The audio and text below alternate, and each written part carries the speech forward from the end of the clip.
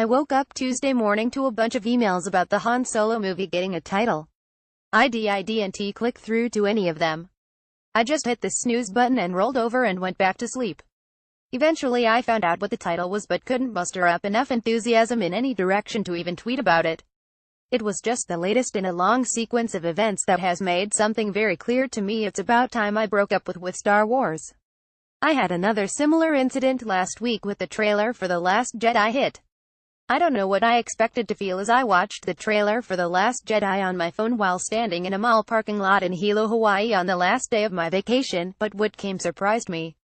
It wasn't anger or some other kind of distress. I didn't dislike the trailer. Not ennui, that's too strong a concept for what I was feeling. Also read 79 Star Wars The Force Awakens characters ranked from worst to best. Photos. Apathy? Yeah, apathy. The thing just didn't register. I did an obligatory snarky tweet about being interested in seeing how much of that interesting cinematography actually makes it into the movie, and moved on with my life in the form of getting on a plane back to LA. That was, thus far, the only time I've watched the trailer. I'm gonna back this anecdote up for a second to drive this point home. I was actually in a movie when the trailer dropped during Monday Night Football. I saw the Flatliners remake, which I enjoyed more than The Force Awakens. I glanced at my phone to check the time at some point and saw the trailer was up. I thought, oh yeah, heart to myself as I turned my attention back to the movie and the group of loud, rowdy teens that had filled the theater for whatever reason. What I'm saying is I was so apathetic about this thing that I, a Star Wars lifer, couldn't even be bothered to step out of a screening of Flatliners, which sports a 6% approval rating on Rotten Tomatoes, to watch the new Star Wars trailer. You get the picture. Also read Rogue One shows Disney still doesn't really get Star Wars commentary looks. It really isn't an exaggeration at all to call myself a Star Wars lifer. That was the only fandom I ever truly embraced, starting when I was a kid. But there's only so much I can take without getting an actually good new Star Wars movie in my lifetime. We're 6 movies deep at this point. I was born in 1987, so that's the prequels, that theatrical Clone Wars movie and the 2 new ones, and I think I've hit my limit thanks to how the new Lucasfilm has handled the property. All those trailers that featured very prominent scenes and dialogue that didn't make it into the movie. All those director changes and rewrites of rewrites and other behind-the-scenes drama in service of putting out the most bland and unremarkable product possible. The apparent ongoing lack of vision from the studio, bringing J.J. Abrams back for Episode 9 feels like an embrace of that lack of vision, not a course correction. I can't even get into the new expanded universe books and comics because I lack a touchstone for the rebooted continuity.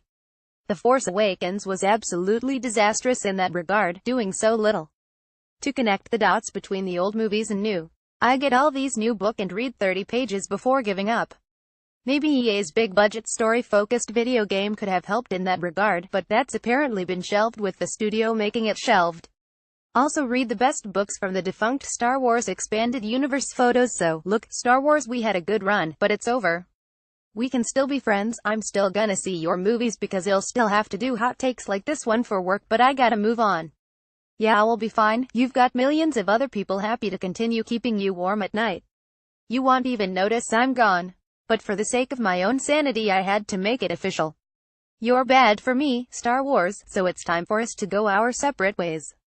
Congrats, Disney, you've managed to temper my enthusiasm for Star Wars in a way that even the thoroughly incompetent prequels weren't able to. At least those movies were sincerely bad, instead of cynically, calculatingly so. P.S. If you do decide at some point you want to pander to me, I have 2 pieces of advice. First, the Star Wars brand is strong enough that you don't have to panic about 4-quadrant appeal or whatever. Just make good movies and actually allow the spin-offs to be their own thing instead of trying to jam them into fitting with your wrong idea about what makes a real Star Wars movie. Second, no more tentacle monsters. In September 2017, Lucasfilm announced it had parted ways with Star Wars Episode 9 director Colin Trevorrow just months before the film was set to begin production, and then revealing a week later that J.J. Abrams would take his place. But that's hardly the first shakeup of the modern Star Wars era. Here's all the drama that's happened since Disney bought Lucasfilm and the Star Wars franchise in 2012. All 3 new numbered Star Wars movies, The Force Awakens, The Last Jedi, and the untitled Episode 9, were originally announced for May launches before being pushed to December. Michael Arndt was originally hired to write The Force Awakens but was replaced because his draft wasn't coming along as quickly as the powers that be at Lucasfilm wanted. Director J.J. Abrams and Lawrence Kasdan took over screenwriting duties. Josh Trank, the first director hired for the standalone anthology film that we now know as Untitled Han Solo film, was fired from the project in May 2015 amid reports of drama on the set of his Fantastic Four film, with producer Simon Kinberg reportedly calling him erratic. Trank later said he left Star Wars because he wanted to do something original.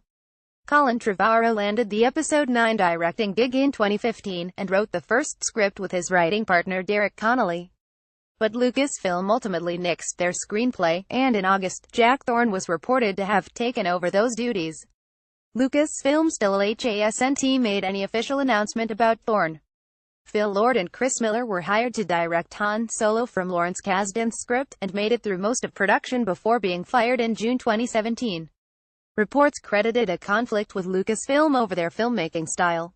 Ron Howard was then brought in to finish the project.